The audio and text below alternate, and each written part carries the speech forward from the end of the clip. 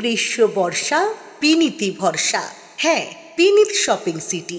আজ মহাসপ্তমী, সকল দর্শকদের সপ্তমীর শুভেচ্ছা ও অভিনন্দন জানিয়ে শুরু করছি হুগলি আপডেট।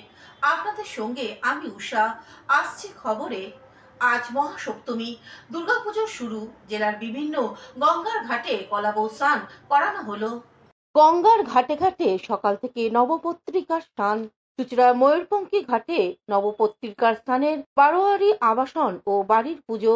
নবপত্রিকা বা কলাবউ স্নান করিয়ে নতুন শাড়ি পরিয়ে নববধূর মতো সাজানো হয়।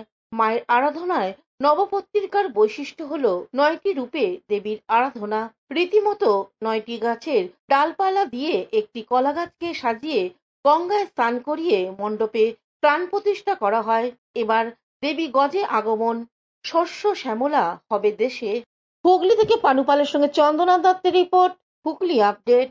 পুজোর ছুটিতে বেড়াতে এসে পুজোর গন্ধ, হুগলির সুগন্ধা বৃদাম রিসর্টে।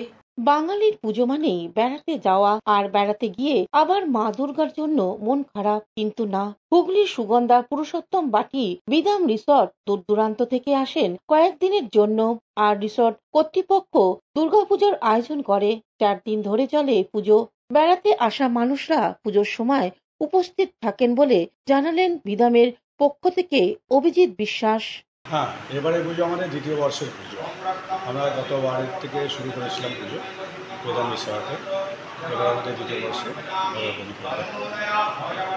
মূলত বাইরে থেকে তো অনেক লোক আছে এখানে।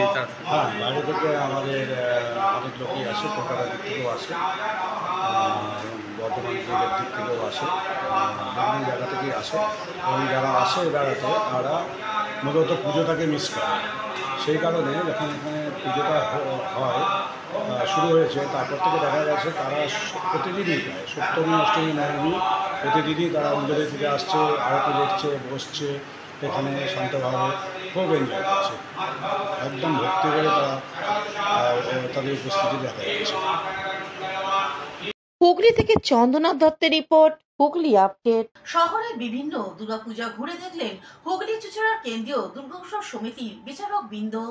আজ মহাসপ্তমী, চুঁচুড়া শহর জমজমাট। হুগলি চুঁচুড়ার কেন্দ্রীয় দুর্গোৎসব সমিতির পক্ষ থেকে প্রতি বছরের মতো এবছরেও প্রতিযোগিতার আয়োজন করা হয়েছিল। বিচারক মণ্ডলী শহরের বিভিন্ন প্রান্তে পুজো পরিদর্শন করেন। আগামীকাল চুঁচুড়া ঘড়ির মোড়ে পুরস্কার প্রদান করা হবে বলে